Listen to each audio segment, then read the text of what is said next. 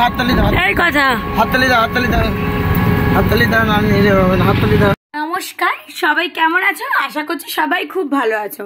তো আজকে যাচ্ছি কথাকে নিয়ে মন্দিরে। তার আগে কিছু কথা বলবো। তো মা যদি না চায় তাকে কিন্তু দর্শন করা তো সহজ না। কেন এই কথাটা বললাম তোমাদেরকে বলবো। আমি শ্বশুর বাড়ি চলে যাব, তার আগে কিন্তু আমি ভাবলাম যে আমি হংকেশ্বরী মন্দিরে যাব। মানে আমাদের ওখানে একটা খুব জাগ্রত একটি মন্দির আছে, অনেক পুরনো।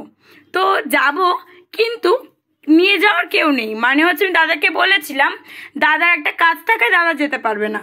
তো বাবু বলল যে তোর যখন খুব যাওয়ার ইচ্ছে তাহলে চল আমিই নিয়ে যাই। কিন্তু বাবু যখন এই কথাটা বললো তখন কিন্তু অলরেডি 6টা বেজে গেছে। তো তার কিছুক্ষণ পরেই কিন্তু মন্দিরটা বন্ধ হয়ে যায়। তো আমরা কিন্তু খুব ভয়ে ভয়ে বেরিয়ে পড়েছিলাম আর খুব তাড়াতাড়িও রেডি হয়ে গিয়েছিলাম।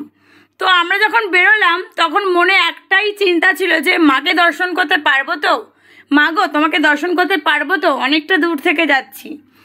তো সেটা বলতে বলতে মন্দিরে পৌঁছাই। আর তোমরা বিশ্বাস করবে না, মন্দির কিন্তু অনেকটা লেট করে বন্ধ হবে। তো সেটাই ওখানে লেখা ছিল। তো ডালা নিয়ে গিয়ে যখন আমি দেখলাম যে সন্ধ্যা আরতি হচ্ছিল, মানে মনটা এত খুশি হয়ে গেছিল বলে বোঝাতে পারবো না। তো ঢাকের আওয়াজ আর সন্ধ্যা আরতি পুরোটা মিলিয়ে জাস্ট কি বলবো, কিছু বলার নেই। দেখো এবার কিন্তু পুজো দেওয়ার পালা। তো কথা এখানে খেলছিল, বাবুকে বললাম তুমি কথার সাথে খেলো, আর আমি চলে গেছিলাম পুজো দিতে। আর শনিবার ছিল, দেখতেই পাচ্ছ প্রচন্ড ভিড় ছিল, মানে অনেকেই মানুষজন এসেছিল মায়ের দর্শন করতে। তো পুজো দিয়ে দিলাম। আর কিন্তু তোমাদের মায়ের দর্শন করাতে পারলাম না, তার কারণ হচ্ছে ফোন নিয়ে যাইনি ওখানে। তো এখানে কথা খেলছিল আর আমি বসেছিলাম, আর বারবার কিন্তু বাবা শুধু দৌড়াচ্ছিল ওর পেছন পেছন। ও যদি পড়ে যায় তো ওকে দেখতে হবে, তার কারণ কিন্তু ও পড়ে যেতে পারে। তো আমি বসে বসে একটা ভিডিও করছিলাম। তো আর কোনো কাজ ছিল না ওখানে, কি করব। তো আমিও খেলছিলাম। আর এইদিকে দেখেছো, এইদিকে কিন্তু ওয়েদারটা বেশ খারাপ ছিল, ভালো ছিল না। কিন্তু মানে কথাকে দেখো, কথার কিন্তু বেশ ভালোই লাগছে, চারিদিক শুধু দৌড়ে বেড়াচ্ছে। আর মন্দিরটা এর আগেও তোমাদেরকে দেখিয়েছিলাম, কিন্তু অতটা ভালো করে আর দেখালাম না, আগের ব্লগ গুলো দেখে নেবে। তো আমি পুরো মন্দিরটার ডিটেলস সব কিছু কিন্তু দিয়ে দিয়েছিলাম।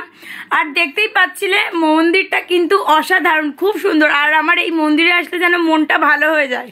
তো এই যে এখান থেকে কিন্তু মন্দিরের ভেতরে যেতে হয়। টাটা দিয়ে দাও সবাইকে, টাটা দিয়ে দাও, আমাকে টাটা দিয়ে দাও, টাটা টাটা দিয়ে দাও, টাটা হাত নিয়ে ভালো করে দাও, টাটা টাটা দিয়ে। সন্ধ্যা আরতি অনেকক্ষণ ধরে দেখলাম আর কথাও খেলছিল, বেশ ভালো লাগছিল। তো সন্ধ্যা আরতি দেখার পর কিন্তু এবার আমরা বাড়ির উদ্দেশ্যে রওনা দিচ্ছি। তো এই যে ডালাটা নিয়ে আমি যাচ্ছি। তারপরে দেখো খিদে পেয়ে গিয়েছিল, তো মোমো খেয়ে নিলাম আমি। আর এদিকে আমরা বাড়ি যাচ্ছি। আর দেখো কথাকে দেখেছো, শুধু বড়দের মতন সবকিছু করবে।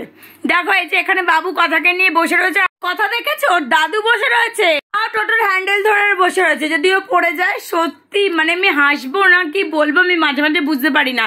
আর ওইদিকে কিন্তু ওয়েদার কিন্তু আরো খারাপ হয়ে যাচ্ছে। আমাদের বাড়ি থেকে কিন্তু এই মন্দিরটা বেশি দূর না, ওই 5-10 মিনিট, 10 মিনিটে পৌঁছানো যাবে। টোটোতে হলে 10 মিনিট, আর কিন্তু বাইকে হলে বা স্কুটিতে হলে 5 মিনিটে আমি চলে যাই। আজকে সন্ধ্যেটা বেশ খুবই সুন্দর গেছে, মানে এত ভালো গেছে যে কি বলবো। যাই হোক পরের দিন বাড়ি চলে যাব, তার আগে কিন্তু এই মুহূর্তটা মানে বেশ সুন্দরই কাটলো। তো কিছু ছবি আমাদের তোলা হয়েছিল, সেগুলি তোমাদের সাথে শেয়ার করলাম। কেমন লাগলো বলো। টাটা সবাইকে।